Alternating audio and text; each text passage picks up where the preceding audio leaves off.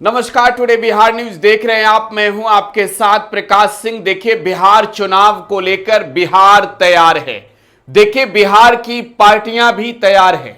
बिहार चुनाव को लेकर बिहार के महागठबंधन की बात करें या फिर एनडीए गठबंधन की, बिहार में गठबंधन भी तैयार है। देखिए, बिहार में लगातार बैठकों का दौर चल रहा है इस वक्त, चाहे वो एनडीए खेमे में हो या फिर महागठबंधन के खेमे में। इस बीच पटना में बड़ी बैठक आज संपन्न हुई है। यह बैठक तेजस्वी यादव के एक पोलो रोड स्थित आवास पर संपन्न हुई है। बैठक में महागठबंधन के तमाम घटक दलों के नेता भी पहुंचे और बिहार चुनाव को लेकर, देखिए, बिहार चुनाव को लेकर बड़ी रणनीति बनाई है। कैसे बिहार को जीतना है, कैसे बिहार में सरकार बनाना है, इन तमाम चीजों को लेकर रणनीति बनी है। और सबसे बड़ी बात कि अब तक जो महागठबंधन की बैठकें हुई हैं, सबसे ज्यादा समय जो है वो आज की तेजस्वी यादव के आवास वाली बैठक में लगी है। तकरीबन 5 घंटे तक माथा पीची हुआ है। अब सीटों के बंटवारे को लेकर भी चर्चा चली है कि किसे कितनी सीटें चाहिए, कौन कितना मांग रहा है और किसे कितनी सीट मिलने वाली है। यह बात भी अंदर अंदर में फाइनल हो रहा है। गठबंधन में कोऑर्डिनेशन कमेटी के जो अध्यक्ष हैं वो तेजस्वी यादव हैं, तो तेजस्वी यादव ही तय करेंगे कि बिहार में कांग्रेस कितने सीटों पर लड़ेगी, बिहार में वीआईपी कितने सीटों पर लड़ेगी और लेफ्ट कितने सीटों पर लड़ेगी। यह तय तेजस्वी यादव को करना है। और देखिए, तेजस्वी यादव ने ये सारी चीजें तय भी कर ली है। हम आपको इस रिपोर्ट में ही बिहार में महागठबंधन के अंदर सीटों के बंटवारे पर क्या कुछ रणनीति है ये तो बताएंगे ही, लेकिन पहले आपको बताते हैं कि बिहार चुनाव को जीतने के लिए तेजस्वी यादव ने कौन सी रणनीति बनाई है। अब 5 घंटे का बैठक हो तो 5 घंटे में कहीं ना कहीं बिहार को लेकर, वोटरों को लेकर, विपक्ष को लेकर, विरोधी खेमे को लेकर रणनीति तो बनेगी ही। देखिए, सबसे बड़ी बात कि इस महागठबंधन में साझा कार्यक्रम को लेकर रणनीति बनी है। अब ज्वाइंट जो प्रोग्राम होंगे, जो जिसमें महागठबंधन अलायंस के तमाम नेता होंगे। अब तक आपने कार्यक्रमों में देखा होगा, आरजेडी का जो कार्यक्रम था उसमें तेजस्वी यादव की सहभागिता होती है। कांग्रेस के कार्यक्रम में बिहार कांग्रेस के प्रभारी, बिहार कांग्रेस विधायक दल के नेता, बिहार कांग्रेस के प्रदेश अध्यक्ष, ये लोग ही नजर आते हैं। मुकेश सहनी वीआईपी कार्यक्रम में। तो अब जो कार्यक्रम आने वाले तारीखों में जो होगा, इंडिया अलायंस का होगा। तो इंडिया अलायंस के कार्यक्रमों में जो है वो कौन कौन से आगे रणनीति बनानी है, आगे किस तरीके से चुनाव लड़ना, इस बात पर चर्चा चली है। दूसरी जो संकल्प है अपना महागठबंधन के नेताओं का, उस गठबंधन के नेताओं के संकल्प को जनता के बीच लेकर जाने की। देखिए, सबसे बड़ी बात की जिम्मेवारी पर भी चर्चा हुई है। अलायंस में मौजूदा समय में अगर आप देखें तो कांग्रेस है, आरजेडी है, लेफ्ट और वीआईपी है। तो लेफ्ट की 3 पार्टियां, कांग्रेस और आरजेडी 5 पार्टी और मुकेश सहनी की पार्टी 6 पार्टी। तो इन 6 पार्टियों के कंधे पर जिम्मेवारियां हैं कि कैसे बिहार के चुनाव में जो है वो जनता तक हमारी बात ज्यादा से ज्यादा पहुंचे, इस बात को लेकर चर्चा चली है। इसके अलावे अगर आप देखें तो महागठबंधन के इस बैठक में सबसे जो बड़ी रणनीति है, इस बात को समझिएगा, आने वाली तारीखों में और भी दलों की एंट्री होनी है। अब देखिए, चर्चा है असदुद्दीन ओवैसी की पार्टी एआईएमआईएम को लेकर कि ऑल इंडिया मजलिस से इत्तेहादुल बिहार विधानसभा का चुनाव जो है महागठबंधन के साथ मिलकर लड़ना चाहती है। और बिहार के चुनाव में अगर एआईएमआईएम लड़ती है तो बिहार की कौन सी सीटें उसे दी जाएगी। लेकिन देखिए, महागठबंधन की बैठक में ओवैसी पर कोई चर्चा नहीं हुई है। मैं फिर इस बात को कह रहा हूं, असदुद्दीन ओवैसी के महागठबंधन की में एंट्री पर कोई चर्चा नहीं हुई है, जबकि महागठबंधन में पाशुपति कुमार पारस की भी एंट्री होने जा रही है।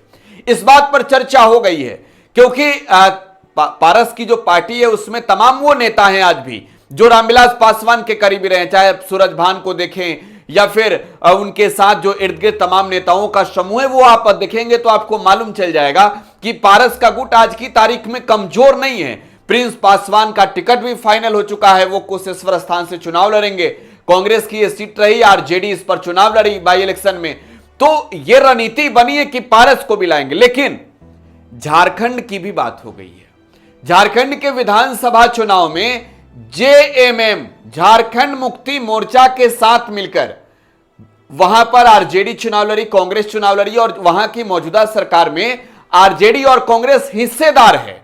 महत्वपूर्ण विभागों की जिम्मेवारी है आरजेडी कांग्रेस के पास।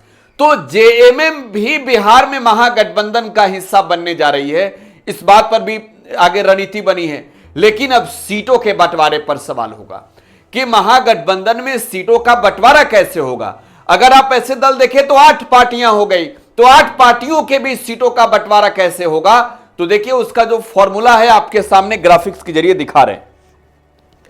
ये ग्राफिक्स आप देख सकते हैं, ये महागठबंधन के अंदर सीटों के बंटवारे की रणनीति कौन सी है, इसमें समझ सकते हैं। देखिए सबसे पहली बात है कांग्रेस को लेकर। कांग्रेस को बिहार विधानसभा चुनाव में 55 सीट मिल सकती है। 55 सीट कांग्रेस के खाते में जा सकती है, जबकि कांग्रेस विधानसभा चुनाव में 90 सीट पर चुनाव लड़ना चाहती थी। इसके अलावे अगर आप देखें तो इस कांग्रेस के अलावे मैं आपको रेशियो भी दिखा रहा हूं, 90 सीट कांग्रेस चाहती थी। यहां पर 30 सीट जो है वो लेफ्ट को मिलती हुई नजर आ रही, जिसमें 3 पार्टी हैं, सीपीआई, एमएल, सीपीआई और सीपीएम। तो इन 3 पार्टियों के बीच जो है वो 30 सीट दी गई है, जिसमें सबसे बड़ी भूमिका, सबसे बड़ी जवाबदेही, जिम्मेवारी जो है वो सीपीआई एमएल के पास होगी। इसके अलावे आप देखें तो 12 सीट मुकेश साहनी को। अब देखिए लेफ्ट की डिमांड कितनी थी, लेफ्ट की डिमांड 50+ सीटों की थी, यहां लेफ्ट को 30 सीटें मिल रही है।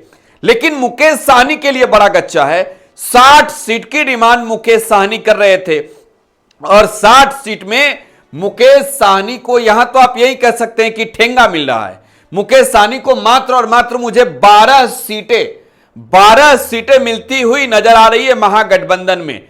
और देखिए 2 सीट जो है, 2 सीट ये जो है वो पारस की पार्टी के लिए छोड़ी गई है।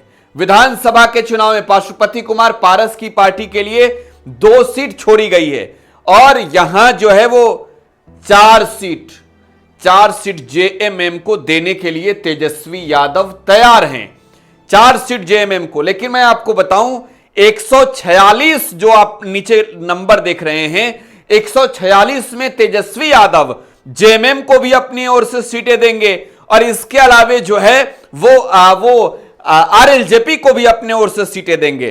तो 60 सीट पर साहनी लड़ना चाहते थे, 12 सीट मिल रहा है। 90 सीट पर कांग्रेस चुनाव लड़ना चाहती थी, 15 सीट मिल रहा है। यहां पर अगर आप देखें तो 30 सीट जो है वो लेफ्ट को मिल रहा है, जो संतोषजनक है और लेफ्ट की डिमांड काफी अधिक है। लेफ्ट ने वो परफॉर्मेंस दिखाया है बिहार विधानसभा चुनाव 2020 में और 146 सीट आरजेडी अपने पास रख रही है, जिसमें से आरजेडी जो है वो ये कंफर्म है कि 135 के करीब सीटों पर चुनाव लड़ेगी और वो अपने खाते से जेएमएम और आरएलजेपी को सीटें देगी। अगर ऐसा नहीं होता है तो आरजेडी 146 सीटों पर चुनाव लड़ेगी। तो ये महागठबंधन के अंदर सीटों के बंटवारे पर सब कुछ फॉर्मूला तय है। आपने आज की तस्वीरों में देखा होगा, मुकेश साहनी को कोने लगा दिया गया है। साहनी जी महागठबंधन में आए थे, 60 सीट की डिमांड कर रहे थे, बड़े बड़े ख्वाबी पुलाव खा रहे थे। साहनी जी की यह इच्छा थी कि डिप्टी सीएम बन जाए और कहते हैं ना कि जिनकी औकात और वजूद नहीं होती है वो सपना ज्यादा देखते हैं। वो मुकेश साहनी की भी वही हालत है। बिहार के निषादों को इन्होंने क्या कुछ दिलाया है आरक्षण के नाम पर, ये पूरे बिहार के निषाद समझते हैं और इसका नतीजा यह है कि गठबंधन के सहारे ये इनके नेता तो जरूर जीत गए जो दूसरे दलों से आकर इनके साथ रहे हैं और ये खुद हारे हैं 2-2 बार। तो मुकेश साहनी की असली हैसियत तेजस्वी यादव ने नाप दिए कोने में बैठाकर और इन्हें 12 सीट मिल रही है। हालांकि कांग्रेस के परफॉर्मेंस के आधार पर 55 सीटें बिहार विधानसभा के चुनाव में मिलती हुई नजर आ रही है। तो यह बिहार चुनाव को लेकर महागठबंधन के अंदर की सीटों के बंटवारे का पूरा फॉर्मूला आप समझ रहे थे। खैर फिलहाल आप टुडे बिहार न्यूज के साथ बने रहें, धन्यवाद। नई का साल मुबारक हो चाचा। मुबारक। जब तक ये सरकार बा तब तक नया साल मुबारक। कहाँ का बात करत बाड़? बात ई बा, साल चाहे नया होके दिन चाहे, हमार जिंदगी में तो बस दुख है, दुख बा। बाढ़ के समस्या 10 का 10 बा। फसल बर्बाद हो जाला या ऑन पॉन बिक जाला, ना कोई उपाय बा ना कोई राहत। बात तो सच बा चाचा, फिर से बाहर जाए के सोचे के पड़ रहा है कि सरकार से कुछ ना हुई। कबू कबू तो लागेला हमरे मजदूरन की जिंदगी में कोनो नया साल सच में मुबारक हुई। नया साल तो तब मुबारक हुई जब नई सरकार आई। बात तो सही बा चाचा। नया साल, नई सरकार, नया संकल्प, नया बिहार।